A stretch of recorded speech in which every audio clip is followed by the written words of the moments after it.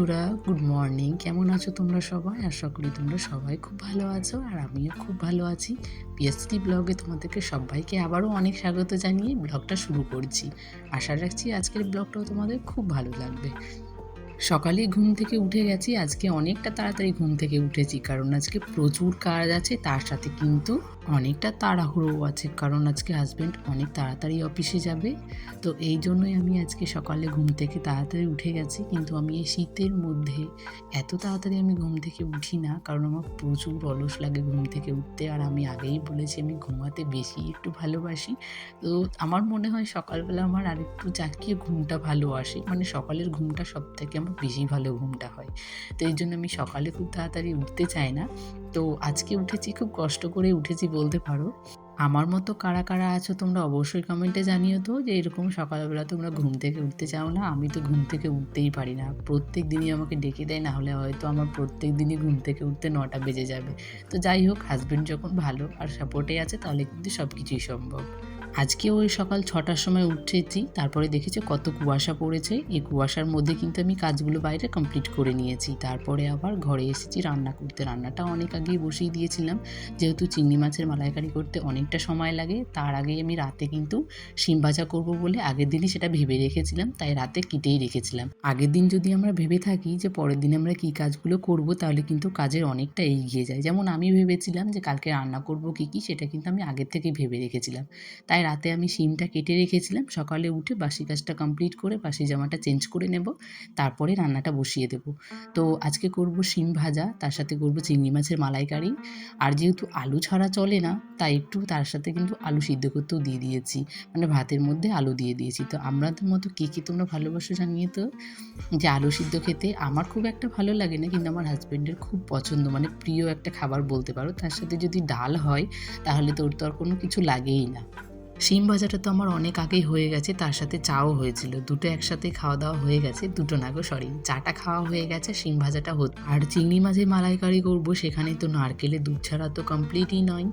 তো সেই জন্য আমি নারকেলটা ভাঙা ছিল, রাতেই বাবা ভেঙে দিয়েছিল, তবে আমি কিন্তু নারকেল কুড়াতে পারছিলাম না, কারণ নারকেল কুড়ানিটা কোথায় রেখেছি খুঁজে পাচ্ছিলাম না। তো কী করব সেটাই ভাবতে পারছিলাম না।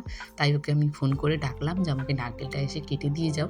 যেহেতু আমি কাটতে পারি না, আর সেভাবে যে পিস পিস করে যে তোলা হয় সেটাও কিন্তু আমি পারি না। তাহলে কী হয় বলো তো, ওটা তোলার পর একটু মিক্সিতে মিক্স করে নিলেই হয়ে যায়। তো সেটাই আমি করেছি, মিক্সিতে মিক্স করে নিয়েছি। তারপরে আমি মাছগুলো ভেজে নিয়েছি, তার সাথে কিন্তু আমি আজকে বেশি কিছু দিইনি। একটা গোটা পেঁয়াজ দিয়েছি, তার সাথে একটু জিরে বাটা, ওই দিয়ে আজকে করেছি। তো দারুণ হয়েছিল খেতে। ও তো আবার বলেছে যে পরের দিন নিয়ে আসবে। আর কি বলতো, রান্নার শেষে যদি প্রত্যেকটা রান্নাতে যদি একটু ঘি ছড়িয়ে দেওয়া যায়, তাহলে সেটা কিন্তু অসাধারণ হয়। আজকের রান্নাটাও খুবই ভালো হয়েছিল। আবার একদিন নিয়ে আসবে বলেছে, মানে এতটাই পছন্দ হয়েছে যে ঝোলের যে সেন্টটা, সেই সেন্ট দিয়েই মনে হচ্ছে হাফ খাবারটা হয়ে যায় তোমার।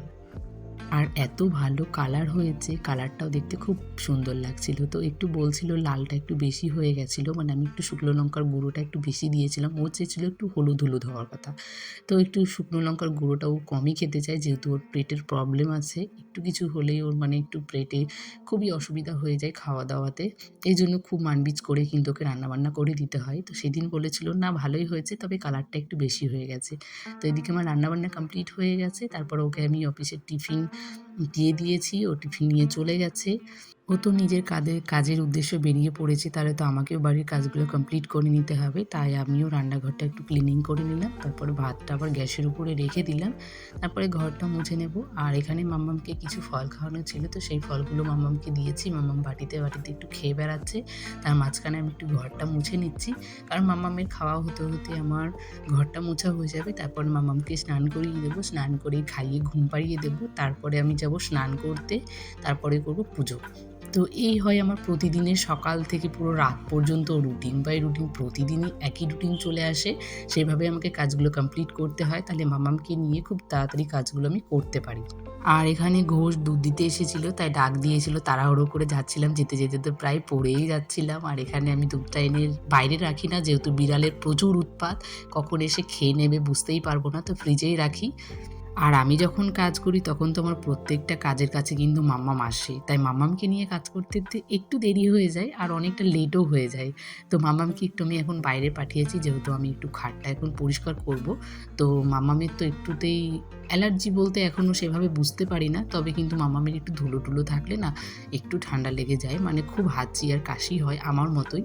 তো আমি যেহেতু একটু বড়, আমি তো সামলে নিতে পারবো, কিন্তু ও তো ছোটো, এখনও সামলাতে পারবে না, তার সাথে কিন্তু ওর পেছনে অনেক টাকা খরচ হয়ে যাবে। তাই আমি মাম্মামকে একটু বাইরে পাঠিয়ে দিয়েছি এখন। তার মাঝখানে আমি কিন্তু ঘরটা একটু পরিষ্কার করে নিচ্ছি। বেড কাভারটা অনেক দিন হয়েছে চেঞ্জ করেছি, বাড়িতে আসি তখনই। তো তারপরে যেহেতু ওর উপরে আমি আরেকটা সেই পাতলা ব্ল্যাঙ্কেটগুলো পেতে রাখি, তো এই জন্য খুব একটা নোংরা হয়নি। প্রায় ১৫-১৬ দিন হয়ে গেল। তারপরে এখন ভাবলাম যে না, এখন একটু পরিষ্কার করাই যাক। এতদিন একটা জিনিসের উপর ব্যবহার করাটা আমাদের ঠিক না। যদিও শীতকাল না, ওই ট্যাঙ্কির জলে যেন তো কাচতে ইচ্ছে করে না গো, সত্যি খুব কষ্ট হয়ে যায়। তাই অনেকটা দিন পর পরই বলতে পারো শীতের সময় একটু কাচি। আর গরমেতে সপ্তাহে বলতে পারো ৩ দিনই কাচা হয়ে যায়। আর এই শীতকাল হলে একটু কষ্ট হয়ে যায়। তবে আমার বলতে পারো শীতকালটা আমার তাও খুব পছন্দের যে একটা সময়। মানে গরমকালে তো একটু কষ্টকর, আর শীতকালে হলে একটু কাজ করতে কষ্ট হলেও আমার কাছে মনে হয় খুব শান্তি। খেয়ে শান্তি, ঘুমিয়ে শান্তি, আমার খুব ভালো লাগে। অনেকে আছে আবার পছন্দ করে না, কিন্তু সত্যি গো আমার খুব ভালো লাগে। আর এখানে যে বেড কাভারটা চেঞ্জ করে নিলাম সেটা একটু এখন সার্ফে ডুবিয়ে দিচ্ছি। তার সাথে আমার যে সকালে বাসি নাইটিটা ছিল সেটাও কিন্তু আমি কাচাকুচি হয়নি। তো একসাথে সেগুলো সার্ফে ডুবিয়ে দিলাম। তার মাঝখানে আমার একটু মাঝখানে খুব মাথা যন্ত্রণা করছিল। ২ দিন তো প্রায় এত শরীরটা খারাপ ছিল যে কোনো কাজই করতে পারিনি। তাই ডক্টর দেখিয়ে এসেছিলাম। তো কিছু মেডিসিন দিয়েছিল, সেগুলো একটু খেয়ে নিলাম। তার সাথে একটু মুখে ঘা হয়েছিল। ঘা বলতে কি, ওই জ্বর ঠসার মতো যে মুখের ভেতরে হয়, যেটা আমরা খেতে পারি না, প্রচণ্ড সব কিছু ঝাল ঝাল লাগে। তো সেই ওষুধটাও ফোঁটা ফোঁটা দিয়েছিল, সেটাও খেয়েছি। তার সাথে তোমাদের সঙ্গে শেয়ার করা হয়নি যে নতুন একটা আমাদের জানালার একটা পর্দা নিয়ে এসছে। তো আমার এটা দেখে খুব পছন্দ হয়েছিল। তো এটাই ভাবছিলাম যে কবে তোমাদের সঙ্গে শেয়ার করব, কবে শেয়ার করব। নতুন জিনিস আমি না ওই বাক্সর মধ্যে ভরে রাখতে পারি না। যেমন নতুন হচ্ছে বেডশিট, তারপরে ওই জানালার পর্দা, দরজার পর্দা, এসব যদি হয় না, কখন আমি সেগুলোকে ইউজ করব আমি এটাই ভাবি। আর যদি আমার নাইটি, শাড়ি, জামাকাপড় হয় তাহলে মনে হচ্ছে থাক, আমি কোথাও যখন যাব তখন আমি ভালো জিনিসটা পরে যাব। বাড়িতে আছে টুকটাকভাবে ঠিক চলে যাবে। তো দেখো পর্দাটা দিয়ে পুরো ঘরের লুকটাই চেঞ্জ হয়ে গেছে না? আমার তো খুবই ভালো লেগেছে। আর যে বাইরে থেকে আগে হাওয়াটা আসতো সেটা কিন্তু এখন আসে না। যেহেতু আমাদের একদিকে কাঁচটা ভেঙে গেছে, সেটা কিন্তু আর লাগানোর সময়ই হয় না। মানে সুযোগ হয়ে ওঠে না। পাশেও একটা জানালা আছে বাইরে। তো সেই জানালার কাঁচটা আর এই কাঁচটা একসাথে লাগাবো বলে কিন্তু হচ্ছেই না। তো দেখা যাক কবে লাগাবো। যেদিন লাগাবো তোমাদের সঙ্গে তো অবশ্যই শেয়ার করব। সবসময় তো তোমাদের সঙ্গে শেয়ার করি ঘরের ভেতরটা, বাইরেটা কখনো শেয়ার করা হয় না। ঘরের পিছন দিকে কলে কাচাকুচি করতে আসি তো ক্যামেরা ধরে দেওয়ার মতো কেউ থাকে না। তাই তোমাদের সঙ্গে বাইরেটা শেয়ার করতে পারি না। আজকে একজন এসেছিল, তো তাকে দিয়ে আমি ক্যামেরাটা ধরিয়েছিলাম যে একটু ভিডিওটা করে দেওয়ার জন্য। তো এখন এখানে দেখো আমি ওই জামাকাপড় যেগুলো ডুবিয়েছিলাম সেগুলো আমি কেচে নিলাম। এটা হচ্ছে আমার ঘরের পিছন দিকে যেখানে কল আছে, তো সেখানে আমি কাচাকুচিগুলো করি। কাচাকুচি আমি করেছি ঠিক, কিন্তু মেলে রাখার মতো জায়গা কিন্তু আমাদের বাড়িতে নেই। তাই বাইরে এটা মাকে দিয়ে পাঠাতে হবে পুকুরে। মা পুকুরে যাবে, তো মাকে দিয়ে পাঠিয়ে দেবো, তাহলে কি শুকিয়ে যাবে। তো এটা হচ্ছে সন্ধেবেলায়। তো গুড ইভিনিং সবাইকে আবার।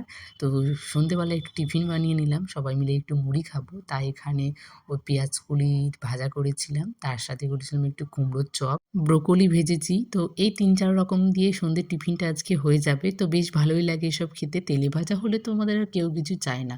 তেমন মাম্মামও হয়েছে, মাম্মামও তেলে ভাজা খেতে খুব ভালোবাসে। আর দেখেছো সকালবেলা, তোমরা দেখেছো না ফ্রিজের মধ্যে ২ টো ব্রোকলি আছে, তারপরও আবার দেখো ২ টো নিয়ে এসছে। আর এগুলো ব্রোকলিগুলো কি বলো তো, বাইরে থাকলে না পুরো ফুলগুলো হলুদ হয়ে যায়। তো এগুলো ফ্রিজেই রাখতে হবে, তাও বেশ কিছুদিন থাকবে। আর দেখেছো ওইখানে যে পেঁয়াজকলিগুলো কতগুলো নিয়ে এসেছে, আর তার সাথে শিম, যেগুলো আমি খাই না সেসব জিনিসগুলো এনেছে। আর এখানে এই যে মাম্মাম তার ব্যবস্থা লাগানো শুরু করে দিয়েছে। মাম্মামের তো এটাই কাজ, যে শিমগুলো আমি ভেবেছি কেটে রাখবো, পরের দিন আবার রান্না করব। তার সাথে এনেছে আবার একটা নারকেল। চিংড়ি আগের মাছ দিনের দিয়ে নারকেলটা খেয়ে আমি নিয়েছি। আর আজকে যে নারকেলটা থাকলো সেটা কিন্তু পিঠে বানাবো। তো যাই হোক, এনেছে যখন খুবই ভালো হয়েছে। আমরা কাজ করছি। তাই তুমি কি কাজ করছো? বেগুন কাজ। ও বেগুন কাজ করছে। তো দেখো এখন এই বিকেলবেলায় সবজিগুলো নিয়ে এসেছে, সব সবজি। তো প্রত্যেকটাই মনে হচ্ছে ওকে বিনা পয়সায় ধরিয়ে দিয়েছে, পয়সা দেয়নি। তো যে কোনো জিনিসও বেশি বেশি সবসময় নিয়ে আসে। এই যেখানে যেমন দুটো ব্রোকলি, তারপর এখানে পেঁয়াজকলি, এখানে শিম, মানে যেগুলো মানে আমি খাই না সেই খাবারগুলো বেশি এনেছে এই যে। আর এখন জানো তো মাম্মাম খুব পাকা পাকা কথা শিখে গেছে। প্রত্যেকটা কথা তো ভালোভাবে বলতে পারে না, সব কথাগুলি আদো আদো করে বলে আর এত ভালো লাগে শুনতে, তাই ভাবলাম তোমাদের সঙ্গে একটু আজকে শেয়ার করি। তো আজকে রাতে হচ্ছে এই যে আমি একটা পাউরুটি নিয়ে এসেছি, তার সাথে একটু ডিমের অমলেট দিয়ে, এটাই দিয়ে আজকে আমার রাতের খাওয়াটা হয়ে যাবে, কারণ ও বাড়িতে নেই আর রাতে খাবে না। তো তার সাথে ভাবলাম যে আমি আর আমার নিজের জন্য কিছু করতে যাব না, তাহলে একটা ডিম দিয়ে অমলেট করে নিই। দিনের আলু তরকারি ছিল, তো সেটা দিয়ে ভাবলাম যে চলো আজকের মতো খেয়ে নিই। এই হলো আমার সারাদিনের রুটিন। সকাল ৬টা থেকে রাত্রি ১০টা পর্যন্ত আমি কি করি তাই তোমাদের সঙ্গে শেয়ার করলাম। তো চলো বন্ধুরা, আজকের মতো ভিডিওটা আমি এখানেই শেষ করছি। ভিডিওটি যদি তোমাদের একটুও ভালো লেগে থাকে তাহলে সবাই একটু সাপোর্ট করো আর সবাই একটু সাবস্ক্রাইব করে দিও। দেখা হবে নতুন একটা ভিডিওর সঙ্গে। টাটা।